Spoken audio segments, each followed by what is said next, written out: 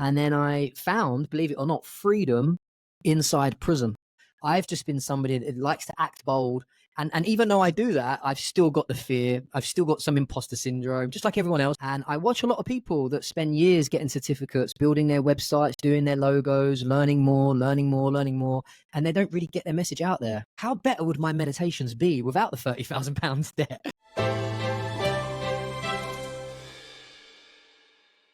Hi, and welcome to this new episode of the Lightleaders.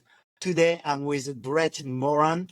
We'll talk about confidence, the freedom to dream big as a coach, and you can look into the chapters at the bottom of the video if you want to go straight to a section that interests you. So Brett Moran is an author, entrepreneur. He's also a coconut addict who helps people reach their full potential and create more freedom and abundance than people could ever imagine. Known you through a common friend, Anne-Claire. Looked at your Instagram page. I love your freedom, your confidence as a coach, and we're going to talk about this. Thank you so much for being here.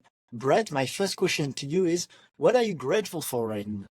Alex, what a great question. It's funny you saying that because I really practice gratitude a lot. And I was downstairs about 20 minutes ago making myself a smoothie, and I was literally just putting the pumpkin seeds onto my smoothie bowl, the goji berries, and I just got the goosebumps, Alex. Like, it's such a miracle that I'm able to make a smoothie and then digest it in this body, living on this planet, spinning in space. It just blows me away. So I'm really grateful for the food, really grateful just for the miracle of the moment by moment basis. Yeah. Great question. Thank you, Brett. And I actually have a little bit of a smoothie left in this cup, so I'm appreciating and being grateful for that too. It's such a miracle, right? We're so blessed. I think sometimes we have these big goals, which I love, and we have these big visions, which I really like dreaming. But sometimes that miracle, most of the time, is literally this moment right here, right now. So, yeah. Amazing. Thank you, Brett. And let's get into it straight away. Just before that, maybe do a little bit of a backstory on, like, in a nutshell, how you became a coach. Okay, in a nutshell, about 23 years ago, I was in and out of prison. I was a drug addict. I was a drug dealer. And actually, prison turned out to be the best thing that ever happened to me. I found a book on meditations. It was like my first retreat without coconuts. I was locked in this grey, dingy prison cell. But honestly, Alex, I read this meditation book and it was so basic. Just breathe. Just feel these sensations in the body. And it was the first time I'd ever connected to myself in that way. I was a 20-year-old kind of crazy, chaotic man that didn't really know himself. So the meditation book just set me on this journey. And I taught myself how to meditate in prison. And then I found, believe it or not, freedom inside prison. And my mind was just empty for a moment. It was a taste of freedom. And I came out of prison and then I traveled to Thailand, meditated with the monks, went back to the UK, went back to prison. So I was always on this path, oscillating from the dark and the light. Like, I was on and off. One minute I'm meditating with the monks, getting all zen. The next minute I was smoking drugs and I was in prison. However, something on that day really ignited within me, Alex. You know, I read that book, something woke up inside me, and I've just been following that ever since. And yeah, inevitably, the more healthier and happier I became, the more I just wanted to share it with others. So at first, I became a volunteer for homeless people in a drug and alcohol drop-in center in England. Then I became like an EFT practitioner, a matrix re-imprinting practitioner. I became a Reiki teacher, a yoga teacher, and I just kept on doing these things that I found so much joy and passion because it was healing me. And then I was just sharing it with the world or sharing it with my clients. And then eventually I became a coach. Now I coach entrepreneurs, artists, celebrities, people that really want to go to that next level of their personal success. But I've also got that kind of spiritual, I guess, side to it, if that makes sense. It's not just about achieving your goals. It's also about awakening this intelligence that's within you. So that's how I kind of got on this path. Prison was the best thing that ever happened to me. It was like you made the prison your own Vipassana center. Yeah, exactly, right? I love what you say. And of course, we want the freedom of movement, decision independence, financial freedom, time freedom, and we can get into it and how coaching helps with that. But really, the foundation, I believe, on any deep freedom is that freedom to be yourself, that freedom to know who you are, and then you can express that in the outside world. So I love that you made that distinction and that you started with inner freedom, which is the true freedom. Yeah, no, I agree. You know, something I've noticed, Alex. I mean, I live in Penang, so it's a little island on Thailand. It's kind of like Bali vibes, but not as busy, and it's pretty spiritual. People going to tantric workshops, vipassanas. There's yoga everywhere. It's it's beautiful. It's wonderful. But I also meet some people that are really struggling, that they're really suffering, and sometimes I'm walking on the beach and they just pour their heart out to me, bless them. And the reason why I'm sharing that is to say that I found freedom in prison. And then I meet some people that are literally in paradise, but they are locked away in prison. And I realized after years of meditation that actually this is the prison. The mind is the prison. I've met people that have never committed a crime, but they're doing a life sentence in their limiting beliefs and their suffering and their stories. So for me, it's always been about that inner journey of freedom, the internal freedom. And then what I noticed is the freer you become, the happier you become, the more grateful you become, life wraps itself around your vibration. So the abundance and the success or the freedom that I live in now is literally a reflection of my inner self. And I'm so passionate about helping other people find that, because I believe if you master that monkey mind, you can create that inner freedom. And we also know people, that they've got lots of money, nice houses, they're very famous, but they're kind of struggling. Freedom is always an inside job for me. So I'm glad you really mentioned that. Amazing. Thank you. And I know my audience of this podcast, The Light Leaders, is generally deeply spiritual and knows the importance of awakening and finding that Amazing. freedom within. And at the same time, especially in the context of that episode, I'd like to understand how those awakened leaders that are ready to step up in the world and co-create the new worlds can also create freedom externally in their life, a lot of financial success, a lot of time, location freedom. Why why do you feel coaching is such a good way to live a life of freedom? Great question. I think for me, coaching is such a great way to help people really see the nature of the monkey mind, really see the stories that are inside their head, and then you can set them free. And then in that process, we exchange a concept called money. And that allows me to live in more freedom and luxury and abundance. And I'm a pretty spiritual guy. I meditate every day. I do yoga, but I also love making money and living in wealth. I think there's this limiting belief for some people that you can't be spiritual and make money. And actually, if you read a lot of the great teachers, they never told us to be poor. They told us to live in abundance. The universe is full of abundance. So for me, coaching is the pinnacle of that movement of creating freedom, not only for your clients, but for yourself and for the people that you love that are around you. So yeah, I love it. 1 minute I'm meditating on bliss and the emptiness on the beach, and the next minute I'm on a sales call closing, high-end tickets, and I get a buzz from both of them. They're just the same. And I think the biggest thing for me is when I'm coaching people, it's not really about the numbers or the money or how many months they're going to be working with me. It's that you're actually getting a person to believe in themselves. So many people, I've got a system called soulful selling, where we really teach entrepreneurs or light leaders to sell from the heart and the soul rather than selling out your soul. And because my perception of selling, or the way I framed it, and I teach my students, is that selling is actually helping other human beings make a positive decision, or coaching, helping them make a positive decision. They send a signal of self-esteem or positivity back to themselves. Then that straight away is already a beginning of such a beautiful relationship. For me. So that's why I love coaching. Yeah. Yeah, I love that. Thank you. I can see as a coach when people make the decision to invest in themselves through hiring me as a coach, that they've already jumped into a new timeline. Yeah. Yeah. I love that. Why do you do it? What would you say is the why for you? Of coaching. Yeah, I really love through the process of asking questions to get people to indeed have more clarity about who they are, what they want, and believe in themselves. I just Nice. love to have deep conversations. So it's something that works really well for me to do those one-on-one coaching. And then I also specialize in more either business coaching or creating more impact in general, because that's like my mission. That's why I came here on Earth too. So I can combine, that's like an ikigai concept, where it's like something I Yeah. love to do, something I'm good at because I can hold space and ask powerful questions, be present. I can get paid for it because the world really needs it. So it combines all of this. That's why I was quite passionate for a while, but then that last year I got really, really into it. Nice. So I'd love to ask you, when I look at your profile, you're very bold. You're like, okay, I make your first like 25, 30,000 a month. I want to ask you because there is a law of attractionish part of coaching, which is really the sky's the limit. It's about how much you believe in yourself.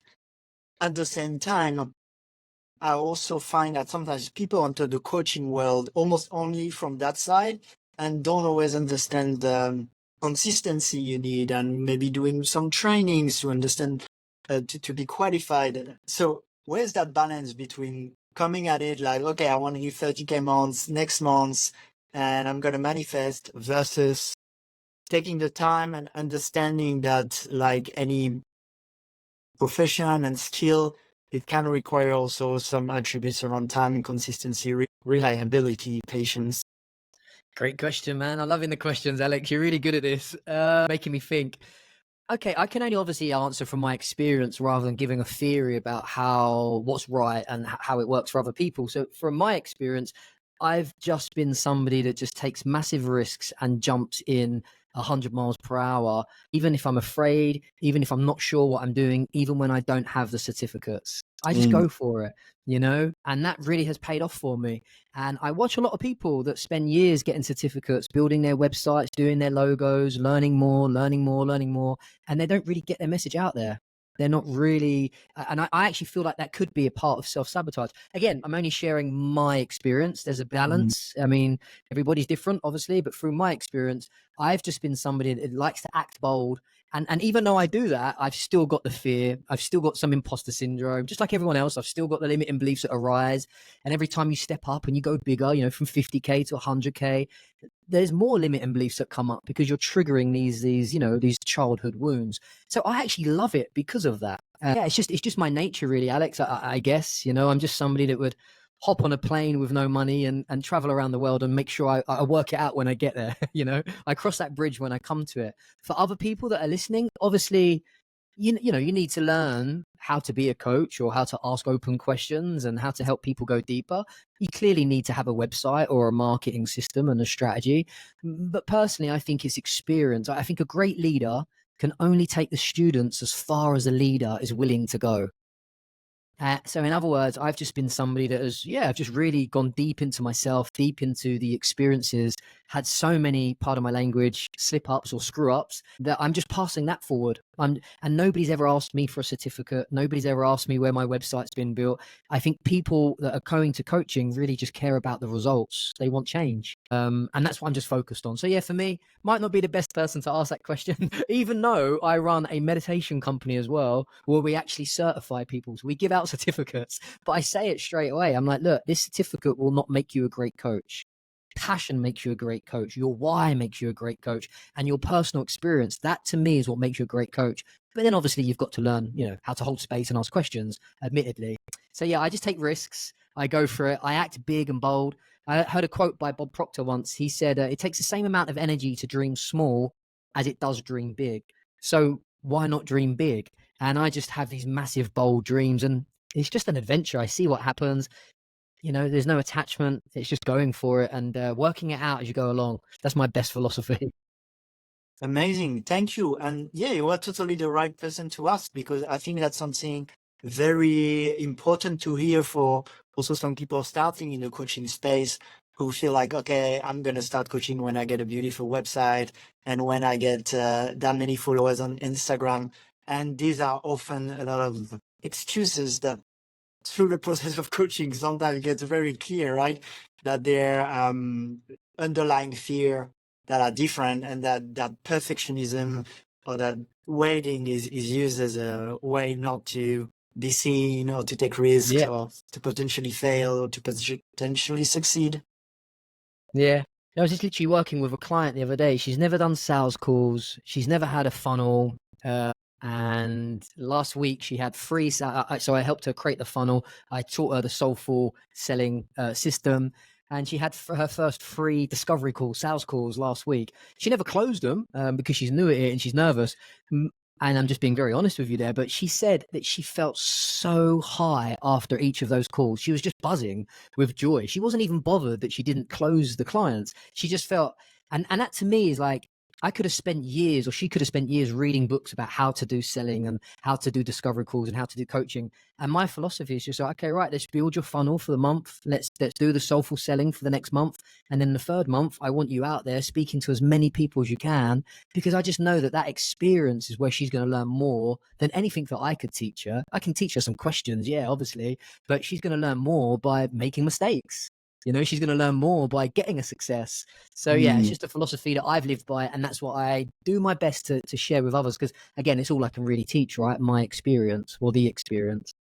Amazing. I love that. And even if you read the books, at least for me, when I read a book, it sinks in so much more powerfully if it's linked to my direct experience. So for Yes. example, if I have a lot of conversation, a lot of soulful sales calls, and then I read a book or watch a video on it, I will remember all the times that I could have said something different, and I'm going to learn so much faster than if I just read the book without the experience. Then it's going to just slip through my mind and I won't remember. I love what you just bring there, because yeah, I still read the books, and like, we know a mutual friend called Anne Claire, and we were just talking, you know, I'm already a published author. I'm already nearly finished my second book, but I bought Anne Claire's course on how to write books because I'm still learning. So I love that you bring that back. I'm definitely not saying just go out there and do it. Like, definitely read the books, get coaches, get courses, like study and study. And like you said, it's just like a double impact. Then you learn from experience, you learn from other people's experience, and then your consciousness is just raising. I love that. Amazing. Yeah, she's even doing a retreat in a couple of weeks in Bali, actually, to have people write their books. So if you feel like a little trip. I saw that. Yeah, that would be a lovely one. But I'm literally on a deadline for my own book, so I'm going to stay focused. Otherwise, I'd be there. Are your two books on mindset and business coaching also? Yeah. Sorry, mate. Just say that again. Are your two books around mindset and business coaching?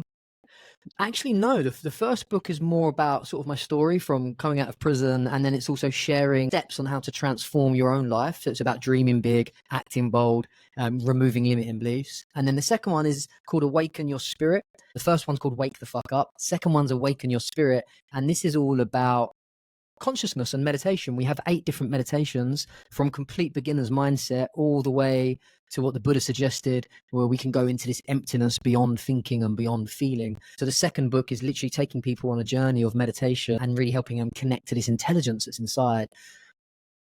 Because again, I think really, like, the theme that I'm hearing from myself as I talk, I love the business, I love the entrepreneurship stuff and success and making an impact, but it always comes back to that you have to be the one that's transformed yourself, because you can build the business, but I'm not sure you'd be so satisfied and happy with it if you haven't kind of mastered the self and know why you're doing it and what your impact is. Yeah, that's just my experience. Amazing. Yeah, I'm very aligned with that. Also, I really like to work with what I call leaders of the new world, or awakened leaders. Nice. Because, well, first, I know my work then ripples into higher consciousness creations overall. But also, it's much more fun, because when people have awakened to the true nature of this reality, it's more like a game. And so it removes a bit of the pressure, even if we're having financial goals or impact goals. Yeah, I love that. It's a game. That's something I actually write about in the book, where like you're a character in a movie and you get to change it. And I love that. Amazing. Thanks, Brett. So far, you've talked about dreaming big. You've talked about starting even if you don't feel ready, even if you have that imposter syndrome. I think these are two amazing pieces of advice for people, especially in a profession like coaching, which has a very law of attraction-ish spirit to it on top of the hard skills, let's say.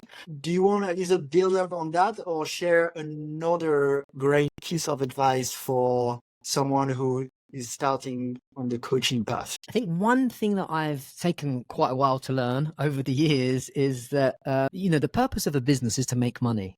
You can have many different values, you can have a mission, and you can have a vision statement, and that's all great. You know, you can make change in the on the planet. You know, you can give back to people that are hungry. You can do lots of great things with your project. But the purpose of a business is to make money. And so I feel like, yes, have all of these wonderful ideas of why you're going to be the leader, the author, why you're the change agent, all of these things. But just remember, the purpose of the business is to make money. And I say that because I just spent so many years stressed out, giving back, you know, serving others, but had so many limiting beliefs around money that blocked me. And I never really understood. Like, I was using law of attraction, I was using all the spiritual stuff, and I never really understood that. I never had a business coach back then. My coaches were monks, and and so they were teaching me to let go and be non-attached. But I was frustrated because I never had any money, you know, and I was in a lot of debt back then. And then I started investing in business coaches and started to be around entrepreneurs, and they taught me, like, make the money, serve the people, and then what you do with it after, you can give it away, you can open a project, you can do all these things. And it was such a big shift for me. So we talk about dreaming big, we talk about getting started, but then just remember that the first priority of business is to get customers or to get leads, you know. And then, because one thing that I've noticed is when you are in that financial abundance, it just takes a lot of stress and a lot of worry away. And then again, you can have more time and more freedom. Somebody once said to me, like, you know, you can meditate for hours, Brett, you've got all this freedom, but that money that you haven't got, or the debt that you're in, it must stress you out. And I never thought about it until that person asked me that question. And I had about £30,000 worth of debt back then.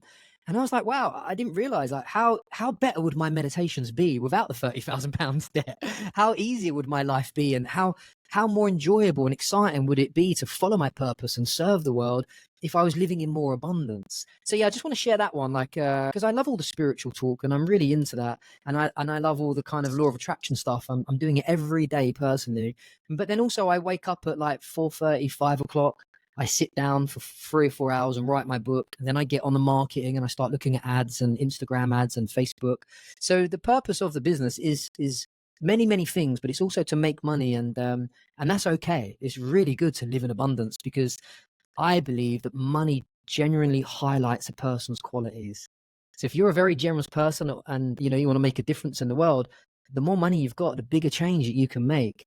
If you're somebody that's greedy and poor and live in poverty, then all the money in the world is not going to change you, because you're still worried about losing the thousands, millions, whatever you make. So yeah, I feel like the purpose of a business is to make money. So just remember that while you're on your spiritual journey, and you're making a massive change in the world, be open to receiving as much as you've got, because it's literally going to highlight your qualities and make a bigger impact. That's what I believe.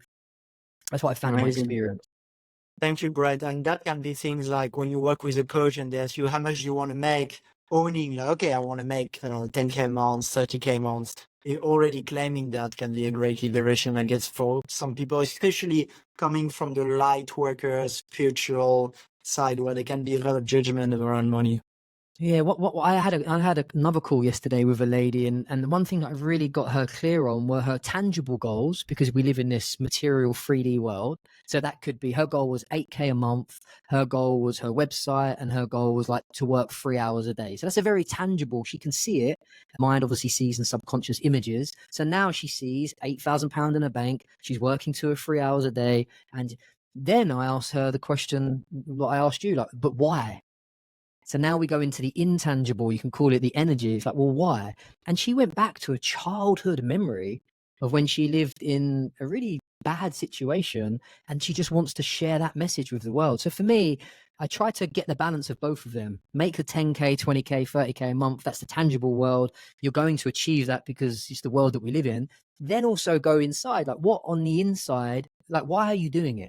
You know, what is it? Do you want to make contribution? Do you want to have a belonging? Do you have a purpose to share with the world? And I feel like if you ask those questions to people, you see their eyes light up because they're dreaming big. And then you go deeper, and then you see the tears and the emotions. And people, obviously, as we know, are motivated by the emotions, probably not by numbers in a bank account or pieces of paper or digits or crypto. We're more motivated by the why. But it's good to have that balance, I feel. Yeah, thank you for sharing that. And definitely in the world we live in, at least now, you know, some people dream about potential world with barter currencies or even no money and all this. But in the world we live now, if we want to have impact, there are different ways, but often, yeah, money takes a a big place. I think for me, when you asked me why coaching also, part of it was the previous years, I was spending quite a lot of time and money into community projects in creating new activities, but that sometimes didn't have as strong foundation as I wish it had. And there's something that feels good also about having something where I have more control, where I can show up every day,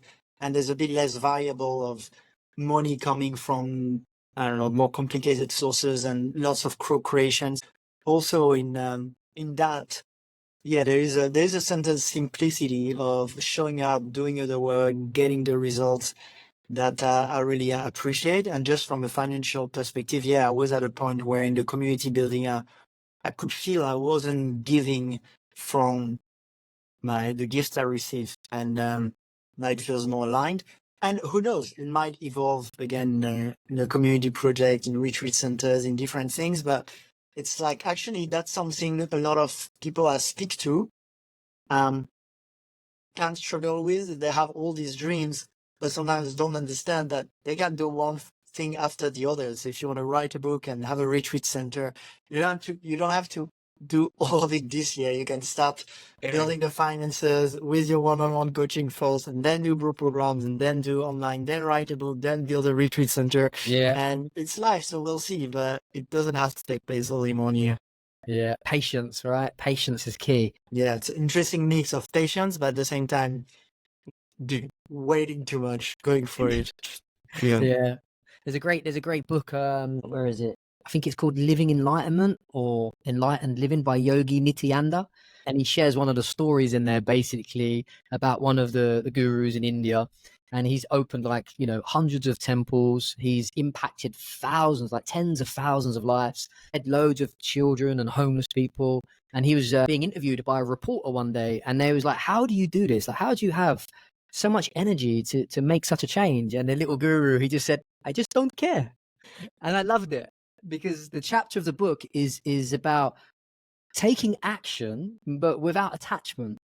And it's also about like when you become spiritual or maybe heading towards a path of enlightenment, whatever that means, it's not about just sitting on a rock and not doing anything. It's about actually being active and taking action. And I find personally, like running my business, talking about the money that I talk about now, working with the clients I work, this has been the biggest spiritual journey I've had. Waking up in prison was incredible, but I can sit on the beach and meditate, but I'm not really being triggered. I'm not noticing the greed or the scarcity or, but when I start a business and I've got to run or pay staff, all these different things, it brings up so many different wonderful things. And it really teaches me to be in my spiritual practice and watch this monkey mind, be patient, don't be so greedy, all these different things that are coming up, or actually the opposite, live in abundance, ask for more, and I'm like going through this kind of business and creating all this stuff and writing the book, disciplining yourself every day when part of my brain just wants to go to the beach and drink coconuts and eat ice cream. But I'm like, no. And so like that discipline has created freedom. The business has become my spiritual practice. And that's the book. The book basically says like, even if you become enlightened, even if you get to that state of consciousness, you still want to act and you still want to engage in reality and serve, but do it from a place of non-attachment. Just don't care and be the witness. And it's just a philosophy that I've lived by. Doesn't mean to say that you just sit at home and don't do anything. You really do act bold. You take action, and then you just don't take it too seriously. Amazing. Thank you, Brett. On the money topic, you talked about rewiring some limiting beliefs. Do you want to share a little bit more about this?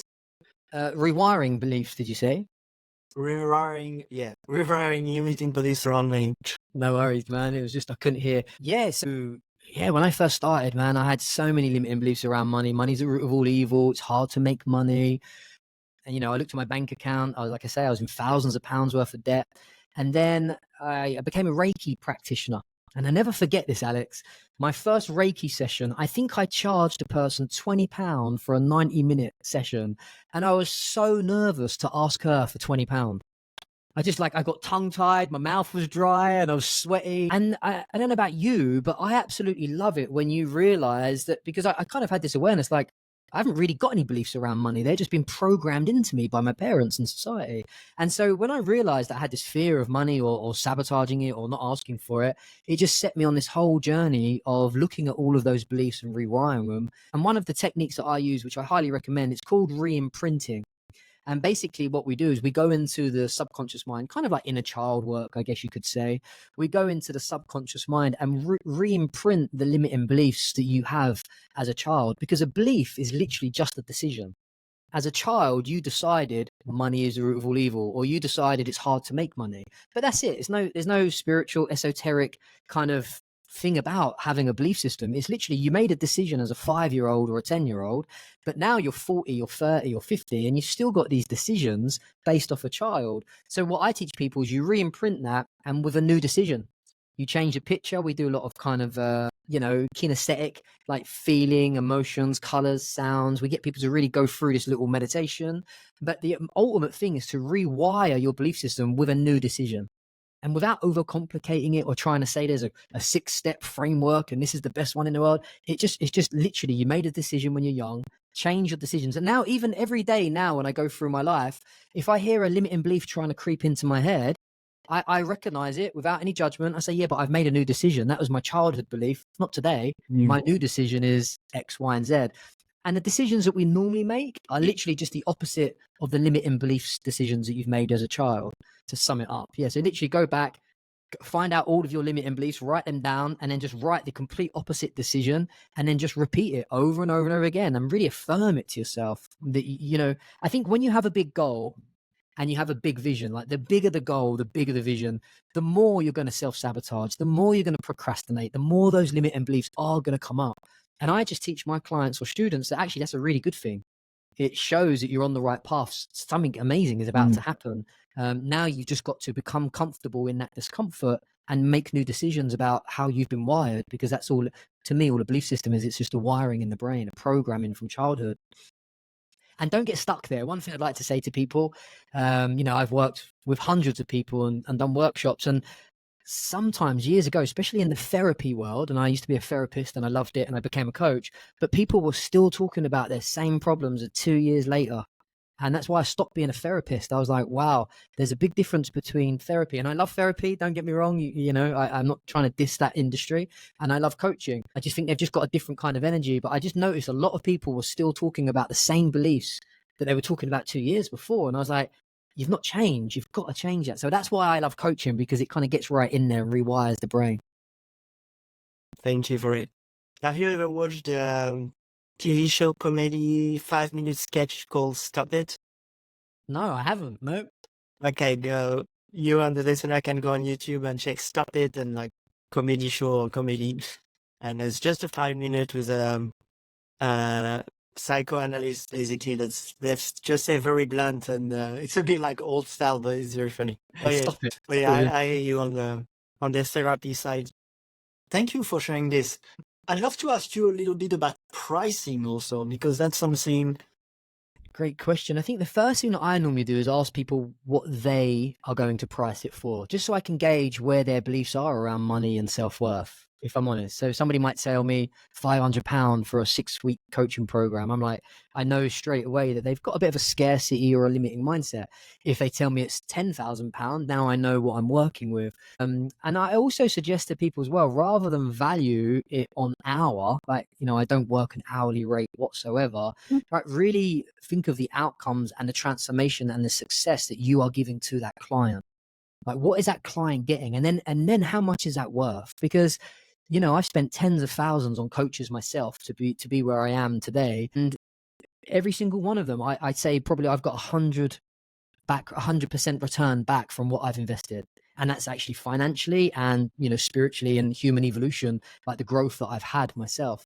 So just coming back to the question, to price something, I think the first thing I always do is just like, what would you suggest yourself? And then you can just look at that number, and then you can go and find out from some other coaches, what are they charging? And if you do say something, if you do undervalue yourself, like 500 or 1,000 for a coaching program, and then you see somebody else is doing it for 5,000 or 10,000, they're probably not better than you. There's no difference, but they've probably got a different mindset around money. They probably value their services a lot more than the person that's underpriced themselves. For me, high ticket, again, it's such a hard question to, we sell programs between 5K and 15K, and I would say that they're high ticket. But I know other people that sell programs between 40K and 70K. And I'm like, and I'm not there yet. And I'm like, wow, that's a higher ticket. I also, one thing that I would love to say, you know, again, just from my experience, my story, I suggest, I was so nervous to charge £20. That is, I would say add some more to it, do a bit of research, and then I would play a game with the universe or play a game with your business. Every 6 months or every 6 clients, you're going to up your money. Because that again is back to what we're talking about. Consciousness is constantly expanding. Abundance is constantly expanding. So we want to get into that mindset because one, we'll attract clients like that. Two, we're pushing out a better energy into the universe rather than contracting and thinking I'm not good enough, I can't charge that. So it's not really about the money for me. It's about levels of consciousness just as much. So just back to that point, I never went from charging £20 per Reiki session and then next week charging £5,000 for a coaching program. And that's taken me years. It's taken me a journey to go on. And some people might not have those limiting beliefs and come from the background that I came from when I was younger. Some people just really value themselves straight away. So just go straight into the high ticket and just, yeah, really know that people are buying outcomes and results rather than your hourly time, your certificates, or how colorful and how great your logo looks. They are buying transformation. And to me personally, I don't know about you, but I'm guessing you're somebody that's into this. I find that priceless. So when my coaches charge me 8K or 10K for their programs, I don't even think about it because I know the results that I get from that are going to be incredible. And you want to have that kind of mindset, price it, I guess, like that, you know, on the results. Yeah, thank you. Yeah, I'm totally aligned with that. And when I invest in coaching, usually based on outcome, and also usually I do a bit of a due diligence to understand. I like them to come from referral, and I think there might be some coaches in the space that play a little bit on that high ticket and that may Definitely. under deliver later. Yeah. So I'll try not to invest in this, but in general, yeah, I'd say it's almost more attractive to be like, okay, I'm gonna invest something that feels a bit like an edge for where I can feel the person is gonna really deliver. And there is an energy investment there that I'm sure as a coach you've seen that when people come and put more money, and especially if it's a little bit of a stretch for them, often that's a sign of commitment, right? That they'll show up and then they'll deliver more. So paradoxically, you may have a client that's going to pay less and that's going to be more work because they're not showing up as much. And then they also make you doubt about your ability to be a great coach. And that can be a vicious circle. While on the other hand, you can have people who pay more and then they show up, they have great results. You think you're an amazing coach, and that does like this. So yeah, that's I really love that, bro. I got a great analogy. I bought a pair of sunglasses, Ray-Ban sunglasses for 100 baht, which is about £2, from one of these, like, you know, fake sunglasses for one of the little tire stalls, just because I ride my motorbike and I want to make sure I don't get any stones or flies in my eye. Anyway, to cut a long story short, I actually went to the opticians for an eye test, and the lady gave me some glasses for reading. But she also, while she was there, she was very good. She gave me an upsell and she offered me some genuine Ray-Bans for, like, you know, $100 instead of like $200. And they were very nice and they were lovely. And I was like, yeah, why not? So I bought these, and I never really invest in kind of like Ray-Bans. It's the first time I've ever bought these nice sunglasses. Normally I spend 100 baht, you know, £1, £2. It doesn't bother me. However, Alex, my relationship with these Ray-Bans that I spent £100 on is so different compared to the relationship that I only paid £1 for. I clean them, I put them inside their little Ray-Ban box, I take them with me.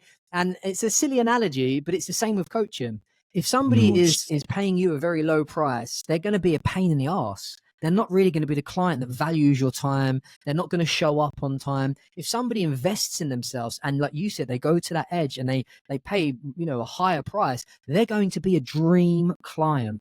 And I say that with so much confidence because I've worked with, yeah, probably 1,000 people over the last decade. And I've had clients which can hardly pay me. And because maybe I was in a scarcity mindset, I took them on. And then I've had clients that have paid me thousands and thousands, and they're just dream clients. They show up, they do the homework, and it's, yeah, it's such a paradox. So I'm glad you mentioned that. You get more for it. Thank you, Brett. There's also a study when they put two similar, exactly the same wines in different bottles with different prices, and actually people enjoy more the same wine that they think is really expensive. So you actually give a better experience. Brilliant. Thank you, Brett. Look, we could go on and on, but I know you need to go soon. And also, we're going to wrap it up now, but we can always do another one. I'd love to know, yeah, what's up for you at the moment and what's something else you'd like to share with the listener. Okay, yeah, appreciate the space. We have a 6-month business mastermind coaching program coming up for people that want to make their first 10, 25K. So it's kind of for new coaches and maybe coaches that have started, but they have got some limiting beliefs around money. They're not sure how to position their offer and their program. And it's a 6-month program. It's a live program as well. It's not like an online course, which I love. But for me, I really do the live sessions because I just feel like I get a lot more from it, and so do my clients. So if anyone's interested, I'm more than happy to share the details of that. And then obviously my book comes out in the next couple of months. I'm on the last chapter and it seems to be the hardest chapter. So I'm just getting that done. I'm battling with this monkey, but it's good. It's going good. Yeah, I'm going to just drink a lot more coconuts and enjoy the freedom. Not take it too seriously. Amazing. Thank you so much, Brett. It's been a pleasure. Thank you for Likewise, your Alex. time. Thank you for the listener also. And yeah, have a very beautiful day, everyone. Alex, have an amazing day. Thank you so much, man. I love you loads.